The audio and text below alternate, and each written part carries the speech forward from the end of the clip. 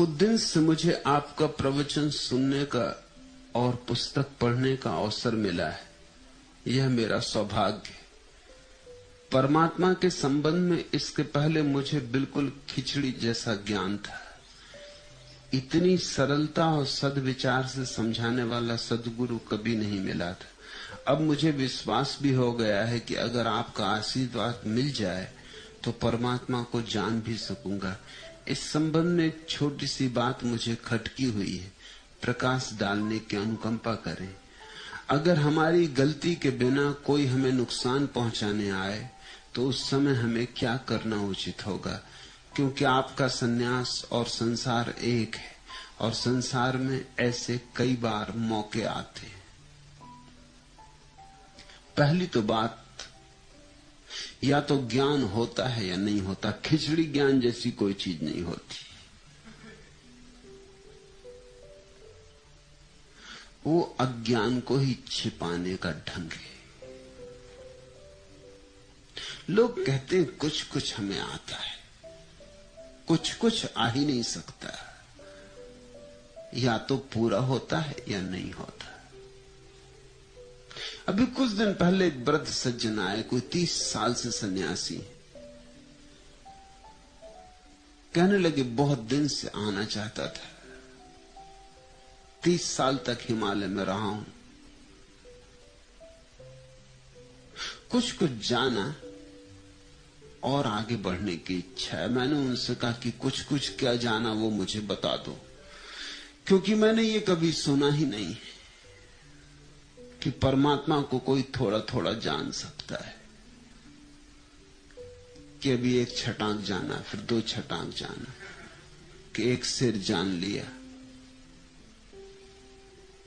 ये नए मापदंड में 1 किलो जान लिया। परमात्मा जाना जाता है तो बस पूरा जाना जाता, उसके खंड नहीं होते। लेकिन आदमी का अहंकार बड़ा होशियार है। वो ये नहीं मानना चाहता कि मैं अज्ञानी। वो कहता कुछ कुछ, इतनी तो वो कहता मुझे सुविधा दो।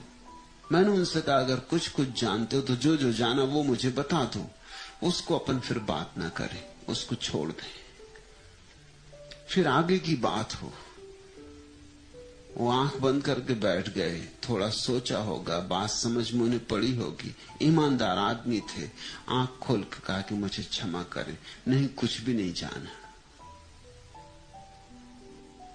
ये 30 साल ऐसे ही गए।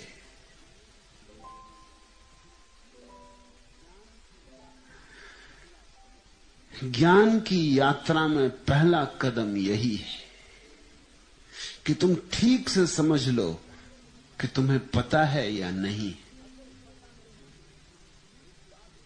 अगर पता नहीं है तो इस बात को गहरे उतर जाने दो कि मुझे पता नहीं। इसी भाव से कि मुझे पता नहीं है यात्रा शुरू हो सकती। अगर तुम्हें थोड़ा भी पता है कि थोड़ा थोड़ा खिचड़ी ज्ञान है, वो ज्ञान नहीं, वो कचरा है। ज्ञान की खिचड़ी होती नहीं, अज्ञान की ही खिचड़ी होती। खिचड़ी यानी अज्ञान, उसको ज्ञान कहो ही मत, नहीं तो तुम उसको बचा के रख लोगे। तुम कहोगे है माना कि खिचड़ी है, मगर है तो ज्ञान ही। छांट लेंगे, गेहूं गेहूं अलग कर लेंगे, दाल दाल अलग कर देंगे, छांटा जा सकता है। नहीं, ज्ञान है ही नहीं। ज्ञान और खिचड़ी, ज्ञान के क्षण में तो सारे द्वंद्व, सारी अनेकता, सारे विचार सब समाप्त हो जाते। न दाल बचती न गेहूं। खिचड़ी बनाओगे किसकी?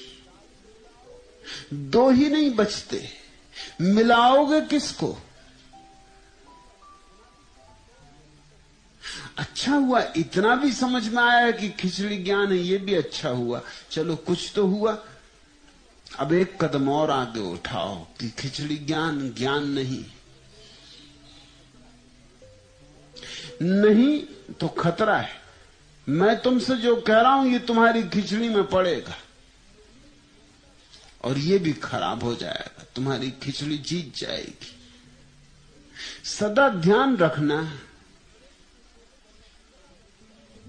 कि श्रेष्ठ में एक तरह की नाजुकता होती। अगर पत्थर और फूल को टकरा दोगे तो फूल मर जाएगा, पत्थर नहीं मरेगा। और पत्थर निकृष्ट है और फूल श्रेष्ठ है। श्रेष्ठ में एक नाजुकता होती,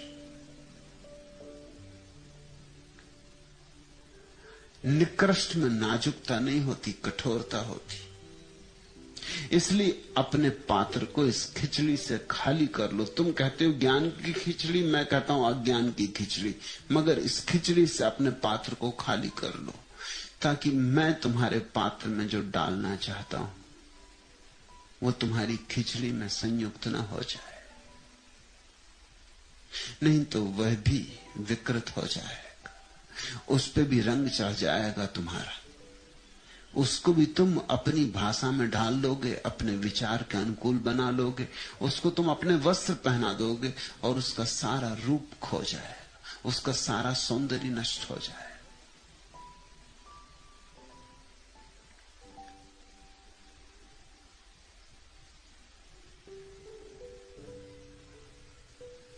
फिर तुमने पूछा है कि एक बात मुझे खटकी हुई है कि अगर हमारी गलती के बिना कोई हमें नुकसान पहुंचाने आए, ऐसा कभी हुआ नहीं, तुम अपवाद नहीं हो सकते। तुम्हारी गलती के बिना कोई तुम्हें नुकसान पहुंचाने आएगा ही क्यों? किसको पड़ी? गलती हो सकता है आज ना की हो, कल की हो, परसों की हो, इस जन्म में ना की हो, किसी और जन्म में की हो, मगर गलती की होगी। गलती के बिना किसको पड़ी? किसको तुम में इतना रस है कि तुम्हें परेशान करे और खुद परेशान हो?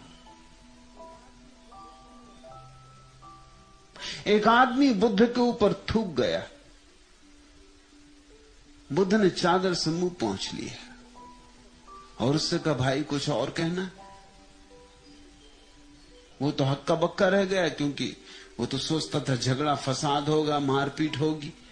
वो तो तैयारी करके आया था, गुंडों को बाहर बिठा के आया था कि अगर मामला बिगड़ जाए तो बुला लूंगा। मगर बुद्ध ने कहा, भाई कुछ और कहना? उसने कहा, और तो कुछ नहीं कहना। तो बुद्ध ने कहा कि नमस्कार। बुद्ध के शिष्य आनंद ने कहा कि ये बात क्या है, आपने कुछ कहा नहीं। बुद्ध ने कहा कि मैं इसकी राह देखता था, इसका कभी अपमान किया है, किसी जन्म में राह देखता था, अगर इसका मिलन न हो पाए तो फिर मुझे आना पड़ेगा। आज ये आ गया अपने आप, हिसाब किताब पूरा हो गया। अब इससे आगे मैं कोई और व्यवसाय जारी नहीं रखना चाहता, इसलिए मैंने कहा भाई कुछ और कहना है? नहीं तो नमस्कार। कुछ कहना हो कुछ तो कह दो, मुझे कुछ नहीं कहना है, मुझे इसमें अब आगे लेन देन नहीं करना है। अगर मैं कोई भी प्रतिक्रिया करूं, अच्छी या बुरी, दोनों हालत में संबंध बन जाएगा। यही तुम फर्क समझो। जीसस ने कहा है, तुम्हारे एक गाल पे कोई चांटा मारे दूसरा कर देना। बुद्ध नहीं कहते एक गाल पे कोई चांटा मारे दूसरा कर देना। बुद्ध कहते एक गाल पे कोई चांटा मारे धन्यवाद दे देना, दूसरा गाल मत करना, क्योंकि दूसरा गाल करने में तुम फिर कुछ कर्म कर रहे हो। अच्छा ही सही, मगर अच्छा भी बांध लेता है उतना ही जितना बुरा बांधता है। तुम कुछ करना ही मत, जो दूसरा कर रहा है उसको चुपचाप स्वीकार कर लेना। तुम्हारे किए का प्रत्युत्तर मिल गया, बात पूरी हो गई, बात समाप्त हो गई, ये लेन देन बंद हुआ, ये खाता समाप्त हुआ। तुम्हारी एक उपद्रव से मुक्ति हो गई। तुम कहते हो अगर हमारी गलती के बिना, ऐसा तो कभी होता नहीं। और अगर कोई तुम्हारी गलती के बिना, समझ लो तुम्हारा मन नहीं मानता, तुम यही सोचते हो कि हमारी गलती के बिना ही कोई हमें परेशान कर गया है, तो अपनी गलती के लिए वह भोगेगा, तुम चिंता में मत पड़ो। तुम उत्तर देने की विचारणा में मत पड़ो, क्योंकि उत्तर देने में तुम उलझ जाओगे, उसके साथ गुथ जाओगे। यही तो कर्म का जाल है। समझो तुम्हारी गलती से या तुम्हारी ना गलती से।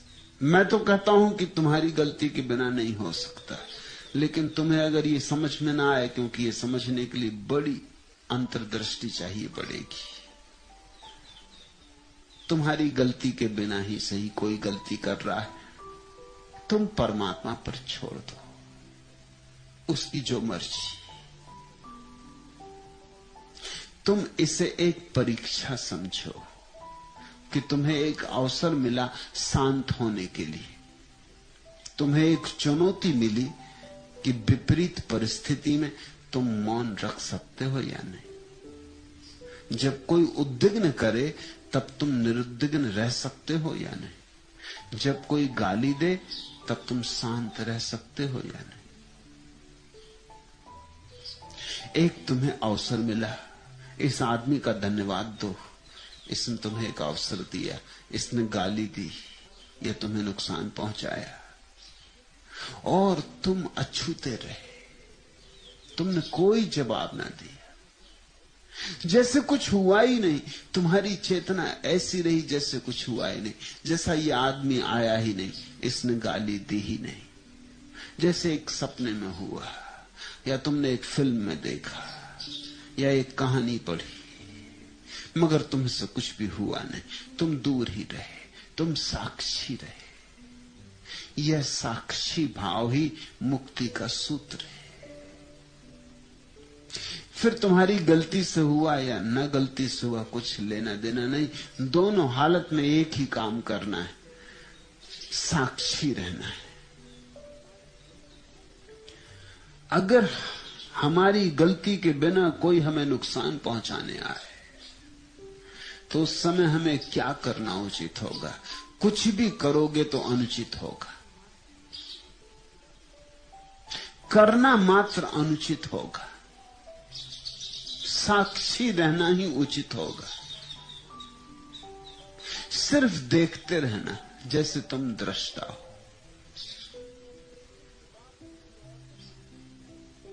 जैसे ये बात किसी और के साथ की जा रही है, तुम दर्शक मात्र हो, तुम इसके भोक्ता नहीं। एक ये तो सबसे ऊंची बात है, अगर हो सके तो साक्षी रहना। अगर ये न हो सके, क्योंकि मैं जानता हूं ये कोई सरल बात नहीं कि तुम साक्षी रह जाओ, और अगर साक्षी को जिंदगी भर साधोगे संभालोगे तो ही रह पाओगे। उस दिन के लिए मत बैठे रहना कि जब कोई गाली देगा तब साक्षी हो जाएंगे, उस दिन फिर तुम ना हो पाओगे। जब कोई स्तुति कर रहा हो तब भी साक्षी होना, और जब कोई फूल मालाएं पहना रहा हो गले में तब भी साक्षी होना, तभी गाली देते वक्त साक्षी हो पाओगे। जब खाना खा रहे हो, स्नान कर रहे हो, तब भी साक्षी होना। साक्षी को रचने देना, पचने देना, साक्षी को भीतर प्रविष्ट होने देना, तो ही किसी दुर्दिन में, किसी दुर्घटना में, किसी ऐसी घड़ी में जहां की आदमी एक क्षण